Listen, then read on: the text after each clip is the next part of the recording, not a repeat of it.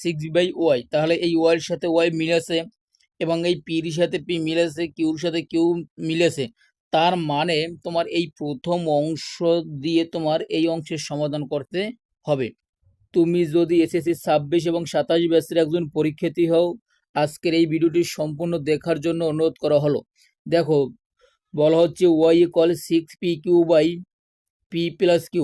যেহেতু তোমার এই 6/y এর সাথে এবং পি কিউর সাথে অর্থাৎ প্রথম অংশের সাথে যেহেতু এই প্রশ্নে মিলেছে, তার মানে তোমার এই অংশ থেকে তোমাকে এই প্রথম প্রশ্নের সমাধান করতে হবে। দেখো, এখানে আছে m/n ইকুয়াল n/l। এই অংশের সাথে কিন্তু প্রথম প্রশ্নের কোনো মিল নেই, তার মানে প্রথম প্রশ্নের মিল আছে এই প্রথম অংশের সাথে। তাই এই অংশ থেকে তোমাকে এই প্রশ্নের সমাধান করতে হবে। তাই তোমাদের সুবিধার্থে আমি প্রথমে তুলতে হবে এই অংশ, তাই আমি তুলে রাখলাম যে দেওয়া আছে। যেহেতু এই অংশ তোমার দেওয়া আছে, তার মানে এই অংশ থেকে আমরা এই অংশ প্রমাণ করব। দেখো, এখানে যদি আমরা প্রথম অংশের লসাগু করি, যেহেতু তাছাড়া কিন্তু আর কোনো গতি নাই, তার মানে হচ্ছে তোমার এই 6y ইকুয়াল তোমার এই দ্বিতীয় অংশ তোমার লসাগু করতে হবে। তাহলে দেখো, পি এবং কিউ লসাগু হয় তোমার পি এবং কিউ। দেখো, প্রথম অংশের আছে পি, কিন্তু এখানে পি যদি লসাগুর সময় পি পি মিলে গেলে সেটা বাদ, অর্থাৎ যা মিলবে সেটা বাদ, তাহলে বাকি থেকে তোমার কিউ। তাহলে কিউ লিখে দিতে হবে, মাঝখানে ছিল প্লাস, আমরা বসিয়ে দিলাম প্লাস। এখন তোমাকে দ্বিতীয় অংশ অর্থাৎ কিউর সাথে কিউ মিলে গেছে, বাকি থেকে তোমার পি, তাহলে এখানে বসিয়ে দিতে হবে পি। যেহেতু প্রশ্নে ছিল তোমার ওয়াই ইকুয়াল 6p/q। দেখো, এখন তোমাকে এখানে আর গুণন করতে হবে। তাহলে যদি আমরা আর গুণন করি, তাহলে এই প্রথমে ওয়াই দ্বারা আমরা গুণ করি, ওয়াই দ্বারা এই কিউ প্লাস তোমার এই পি। দেখো, এই কোণাকোণি গুণ করলে হয় এই 6p/q। এখন যেহেতু প্রশ্নে চেয়েছিল ওয়াই মান, তার মানে আমরা এখানে যদি ওয়াই রেখে দিই, তাহলে বাকি থাকে কি, দেখো ওয়াই রেখে দিলে এই 6p/qর সাথে, দেখো এই অংশের ওয়াই এর সাথে এই অংশ তোমার গুণ আছে, তাহলে এই অংশ তোমার নিচে ভাগাকারে চলে যাবে। কারণ গুণ থাকলে তোমার ভাগ করতে হয়, ভাগ থাকলে তোমার গুণ করতে হয়। তার মানে এই অংশ তুমি খুব ভালোভাবে বুঝতে পারছো। যদি বুঝতে পারো তাহলে চ্যানেলটি সাবস্ক্রাইব করে দিবা। তোমার সম্পূর্ণ এসএসসি পরীক্ষার প্রস্তুতির দায়িত্ব আমি নিব। এখানে বলা হচ্ছে তোমার প্রমাণ করো যে y+3p/y−3p plus y+3q/y−3q equal to. দেখো, এই অংশের তুমি যদি সমাধান করো, তার ফলাফল হবে 2। যদি তোমার 2 ব্যতীত অন্য কোনো সংখ্যা হয়, তার মানে তোমার অঙ্ক হয় নাই। এখন তোমার দেখো, উদ্দীপকের প্রথম অংশে 6/y, তাহলে এই ওয়াই এর সাথে ওয়াই মিলেছে এবং এই পির সাথে পি মিলেছে, কিউর সাথে কিউ মিলেছে। তার মানে তোমার এই প্রথম অংশ দিয়ে তোমার এই অংশের সমাধান করতে হবে। তাহলে দেখো, প্রথম অংশে যা আছে সেটা তোমাকে প্রথমে উঠাতে হবে। এখন কথা হচ্ছে, আমরা দেখো প্রথম অংশ থেকেই কিন্তু প্রথম প্রশ্নের সমাধান করেছি, তার মানে ওয়ান মান পেয়েছি যা। এখান থেকে যদি আমরা এই অঙ্কটার সমাধান করা শুরু করি, তাহলে কিন্তু এই অংশ আর তুলতে হবে না। তার মানে আমরা যা পেয়েছিলাম প্রথম প্রশ্নে, সেটি আমাকে প্রথমে লিখতে হবে যে ক হতে পাই, এবং সেই অংশ থেকে আমরা এই প্রথম অর্থাৎ এই প্রশ্নের সমাধান করব। তাহলে প্রথম অংশের অর্থাৎ প্রথম প্রশ্নে পেয়েছিলাম যা, সেটা আমরা লিখলাম, এই লিখেছিলাম। এখন কথা হচ্ছে, দেখো তাহলে এখন তোমার করণীয় হচ্ছে যে এই অংশ তোমাকে তোমার যেরকম আছে ওরকম তুলে দিতে হবে। তারপর এই কিউ প্লাস পি। এখন তাহলে এই অংশ হবে কি, এখানে তোমার ওয়াই আছে যেরকম ওই রকম তোমাকে লিখে দিতে হবে। এখন তোমার কাজ হচ্ছে, দেখো এখানে তোমার 6 আছে, তার অর্ধেক পরিমাণ সংখ্যা দ্বারা এখানে ভাগ করতে হবে। দেখো, যদি ভাগ করো, যদি এখানে 6 না থেকে 10 থাকতো, তার মানে তোমাকে তার অর্ধেক দ্বারা, অর্থাৎ যে সংখ্যা থাক না কেন তার অর্ধেক পরিমাণ সংখ্যা দ্বারা ভাগ করতে হবে এবং প্রথম মানকে তার সাথে লিখে দিতে হবে। এখন এই 3p দ্বারা এক অংশে ভাগ করলে তো হবে না, উভয় অংশকে তোমার কি করতে হবে, ভাগ করতে হবে। তাহলে জায়গায় লিখতে হবে এই 3p, এখানে লিখে দিতে হবে উভয়কে ভাগ করে পাই, উভয়কে 3p দ্বারা ভাগ করি, দ্বারা ভাগ করি। এখন কথা হচ্ছে, দেখো তুমি তাহলে এখানে যা আছে তোমাকে সেটা লিখে দিতে হবে। তাহলে এই ওয়াই আর নিচে তোমার এই 3p। এখানে দেখো এই 3 দ্বারা কিন্তু 6 কাটাকাটি যায়, তার মানে ভাগ করলে হয় তোমার 2, এবং এই পি পি যদি কাটাকাটি থাকে উপরে থাকে তোমার এই 2 আর কিউ, আর নিচে থাকে তোমার এই কিউ প্লাস পি। এখন কথা হচ্ছে তোমাকে এখন যোজন এবং বিয়োজন করতে হবে। তাহলে যোজন বিয়োজন করার সবচেয়ে সহজ কৌশল হচ্ছে, দেখো উপরে যা আছে সেটা তোমাকে উপরেও লিখে দিতে হবে এবং নিচেও লিখে দিতে হবে। তারপর যোজন বলতে তোমার প্লাস আমরা বসালাম প্লাস, বিয়োজন বলতে তোমার মাইনাস আমরা বসালাম মাইনাস। এখন নিচে যা আছে সেটাও তোমাকে উপরে বসাতে হবে এবং নিচেও বসাতে হবে। আশা করি তুমি বুঝতে পারছো। এখন অপর অংশ তোমার একই রকম। এখন দেখো উপরে যা আছে সেটা উপরে লিখে দিতে হবে এবং নিচেও লিখে দিতে হবে। যোজন বলতে প্লাস আমরা বসালাম প্লাস, বিয়োজন বলতে মাইনাস আমরা বসালাম মাইনাস। এখন তোমাকে নিচে অংশে যা আছে সেটা উপরেও লিখে দিতে হবে এবং নিচেও লিখে দিতে হবে। তবে দেখো এখানে উপরে ছিল, সরি নিচে ছিল তোমার এই কিউ, বসালাম কিউ, এই প্লাসে মাইনাসে তোমার মাইনাস এবং পরবর্তীতে পি। আশা করি বুঝতে পেরেছো। দেখো এখানে তোমার এই অংশ আমাদের আর লেখার কোনো দরকার নাই। দেখো এখানে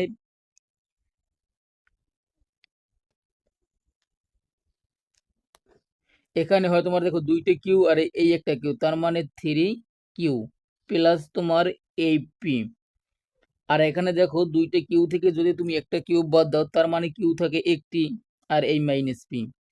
দেখো এখানে আমরা এই অংশ তুলে দিই, রেখে লাভ নেই। দেখো ওয়াই প্লাস এই 3p আর ওয়াই মাইনাস তোমার 3p, তার মানে এখানে আমরা সমীকরণ নাম্বার 1 দিব। আশা করি বুঝতে পারছো। এখন দেখো যেহেতু সমীকরণ একটি বেরোচ্ছে, একটি সমীকরণ দ্বারা কিন্তু কখনো কোনো অঙ্কের সমাধান করা যায় না, তার মানে আমাদের আরেকটি সমীকরণ বের করতে হবে। তাহলে আমাদের প্রথম অংশে যা ছিল এই মানটা আবার পুনরায় লিখতে হবে। তাহলে আমরা লিখব আবার, আবার কথা লিখতে হবে, তাহলে লিখবা আবার। তাই আমরা এই অংশ প্রথমে আবার লিখলাম। এখন কাজ হচ্ছে দেখো এই প্রথমে তোমার এই ওয়াই লিখে দিতে হবে, আর এখানে তোমার যা আছে সেটা কিন্তু তোমাকে লিখে দিতে হবে। তাহলে উপরে আছে এই 6 pq আর এই কিউ প্লাস পি। এখন দেখো প্রথমবার আমরা এখানে যে সংখ্যা ছিল তার সম অর্ধেক পরিমাণ দ্বারা আমরা ভাগ করছি, তার মানে এখনো তোমাকে সেই অর্ধেক পরিমাণ সংখ্যা দ্বারা ভাগ করতে হবে। ভাগ করার পরে দেখো তার সাথে পি দ্বারা আমরা ভাগ করছিলাম, কিন্তু এবার তোমার এই পি দ্বারা যেহেতু ভাগ করা শেষ, তার মানে বাকি থেকে কিউ, তার মানে এখানে কিউ দ্বারা তোমাকে ভাগ করতে হবে। এখন তোমার কথা হচ্ছে দেখো যে সংখ্যা থাক না কেন সেই সংখ্যার অর্ধেক পরিমাণ সংখ্যা দ্বারা ভাগ করতে হবে।